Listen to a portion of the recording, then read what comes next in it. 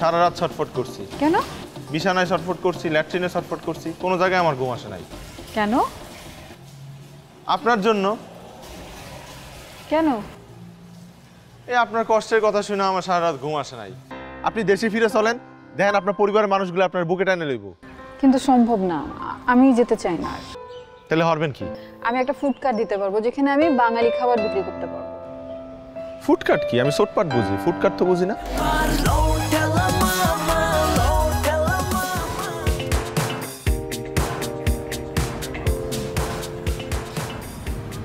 আপনি এখানে দাঁড়িয়ে আছেন কেন? আমি তো বসেছিলাম, দাঁড়াইছিলাম না।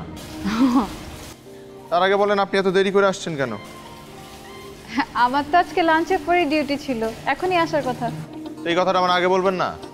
আমি সারা সকাল থেকে আপনার হোটেলে বিশ্রাইলাম। কেন খুঁজেছেন? কারণ আমি ঘুমাইতে পারি নাই। আমি সারা রাত ছটফট করছি। কেন? বিছানায় ছটফট করছি, ল্যাট্রিনে ছটফট করছি, কোনো জায়গায় আমার ঘুম আসে নাই। কেন? আপনার জন্য। কেন? এই আপনার কষ্টের কথা শুনে আমার সারা রাত ঘুম আসে নাই। আমার খুব খারাপ লাগছে আপনার জন্য। আপনি একটা মেয়ে মানুষ, দেশের বাইরে এসে এত দূরে পরিবার ছাড়া কেন কষ্ট করবেন? কিসের ঠেকা এত আপনার? শোনেন, আপনি আমার সাথে দেশে চলেন। দেশে গিয়ে কি করব? ব্যবসা করবেন। আরে আমার অনেক ব্যবসা বাণিজ্য আছে, আপনারা একটা লাইন কাট করে দিব না। আপনি শান্তিতে পরিবারের সাথে থাকবেন আর আমার ব্যবসা একটু সাহায্য করবেন। আপনি অনেক বোকা। হুম? যেটা বোঝেন না সেটা নিয়ে বেশি চিন্তা ভাবনা করা দরকার নেই। আমার ডিউটির সময় হয়ে গেছে, আসি।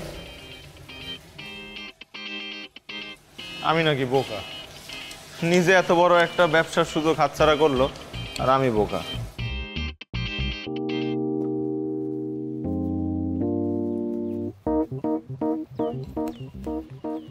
আপনি চলেন, আপনি দেশে চলেন। জি? আপনি দেশে চলেন। আপনি আবার আসছেন এই একই কথা বলতে? না না, আপনাকে আমি বলছি না যে বিষয়ে আপনি বোঝেন না ওই বিষয় নিয়ে কথাবার্তা না বলতে। হ্যাঁ, আমি অনেক ছোট মোটো বিষয় বুঝি না, আবার আমি অনেক বড় সড়ো বিষয় বুঝি, যেটা আমি আপনার বিষয়টা এখন বুঝতেছি। শোনেন, আপনি দেশে চলেন, আপনার সব কিছু ঠিক হয়ে যাব। আরে কিছু ঠিক হবে না, দেশে গেলে এখন আমাকে কেউ গ্রহণ করবে না। আরে বলদ, আপনি তো কোনো অন্যায় করেন নাই। আপনি একটা মানুষে ভালোবাসছেন, ভালোবাসা এই দেশে পাড়ি জমাইছেন, কিন্তু ওই হালা ফটকা, ওই হালা আরেকটা মাইল পালাই গেছে। অপরাধী তো হ্যাঁ আপনি না। এর লেগে আপনি কেন সারা জীবন নিজের শাস্তি দেবেন, আপনার পরিবারের মানুষগুলোর শাস্তি দেবেন? হ্যাঁ, আপনি দেশে ফিরে চলেন, দেখেন আপনার পরিবারের মানুষগুলো আপনার বুকে টানে লইব। বাংলাদেশি মানুষের উপর দিয়ে শক্ত হইলেও ভেতরে জাউবাতের মতো নরম। কিন্তু সম্ভব না, আমি যেতে চাই না। আর আমি এগুলো থেকে একদম আলাদা থাকতে চাই। তাহলে হরবেন কি? এখানেই থাকবেন আজীবন, এই কাম করবেন? আপনার কোনো ভবিষ্যৎ নাই? আমার পরিকল্পনা আছে, ভবিষ্যতে অনেক কিছু করতে পারবো আমি এখানে। আমি এই হোটেলে চাকরি করে কিছু টাকা জমাইছি, আর অল্প কিছু টাকা হইলে আমি একটা ফুড কার্ট দিতে পারবো যেখানে আমি বাঙালি খাবার বিক্রি করতে পারবো। ফুড কার্ট কি? আমি চটপাট বুঝি, ফুড কার্ট তো বুঝি না। ফুড কার্ট হচ্ছে একটা ভ্যানের মধ্যে এক একজন এক এক রকম খাবার বিক্রি করে, রাস্তার পাশে, দেখেন নাই? আচ্ছা ঠিক আছে, আমার আজকে ডিউটি শেষ হওয়ার পরে আমি আপনাকে নিয়ে যাব ফুড কার্ট দেখানোর জন্য, ঠিক আছে? এখন যান, আমি কাজ করি এখানে।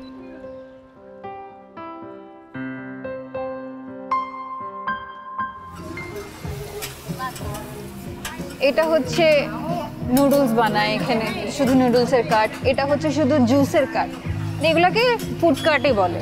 এখানে দেখেন সি ফুড এরা রান্না করে দেয় লাইভ, এখানেই রান্না করে আর সবাই এখানে সামনে বসে খায়। এটাই হচ্ছে ফুড কার্ট। আমি এরকম একটা ফুড কার্ট বানাবো, মানে আমি কিনবো এরকম, আমার খুব ইচ্ছা আছে। এখানে আমি বাংলাদেশি খাবারগুলো বানাবো, বাংলাদেশের ট্রেডিশনাল খাবারগুলো, কারণ এখানে প্রচুর ট্যুরিস্ট আসে, আর বাংলাদেশ থেকে মানুষ আসে যারা, কিংবা ইন্ডিয়া থেকে যারা আসে, তারা খুব বাংলা ফুড খুঁজে। তো এখানে করলে খুব ভালো হবে। এই ফুড পার্কগুলার, ফুড পার্ক না, ফুড কার্ট। হ্যাঁ, এই ফুড কার্টগুলার ব্যবসা কেমন, মানে টাকা কেমন ওঠে? অনেক ভালো ব্যবসা, এই জন্যই তো এতগুলো হচ্ছে। আর আমার ইচ্ছা, আমি তো শুধু একটা কার্ড দেবো।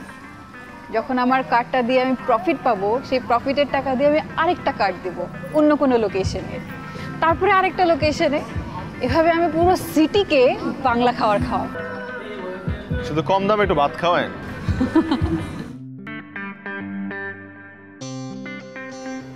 অনেক ভাইবা চিন্তা দেখলাম আমি এই দেশে একটা ব্যবসা করুন।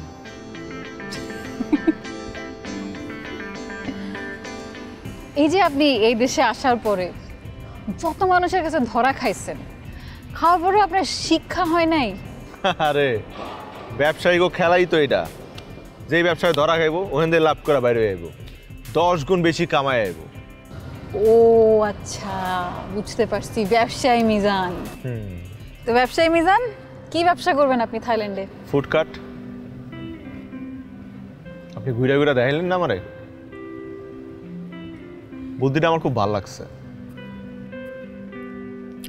বিদেশে বাংলাদেশি খাওন খাইব মানুষ, ফুডকার্টে বইয়া। এই জন্য না গুণীজনেরা বলে যে নিজের বিজনেস আইডিয়া কারোর সাথে শেয়ার করতে নাই, সাথে সাথে কেউ আইডিয়া চুরি করে ফেলবে। মানে আপনারা জাস্ট বলছি আর আপনি আমার আইডিয়া চুরি করে ফেললেন। এই মিজান শোন না, আজ তামাইত কারো 1 টাকা মাইরা খাই নাই। এটা কি? আপনি আমার কইছিলেন না আর কিছু টাকা হইলে আপনার ব্যবসাটা আপনি শুরু করতে পারবেন। আমি জানি না আপনার কত টাকা লাগবে, তো এখানে পর্যাপ্ত ডলার আছে, আরও যদি লাগে আমি দেশ দিয়ে আপনার পাঠাবো। শুধু আপনার পাশে আমি পার্টনার হয়ে থাকতে চাই। আপনি আমাকে চেনেন 2 দিন, 2 দিনে এমন কি দেখছেন যেটা দেখে আপনি আমাকে বিশ্বাস করে এতগুলো ডলার দিয়ে দিলেন? এই মিজান মানুষ চিনতে ভুল করে না, আর নিজের ব্যবসার পার্টনার চিনতে তো অবশ্যই ভুল করে না। আমি 5 পাস হইতে পারি, তা ব্যবসা বুঝি 1-এর। Partner partner.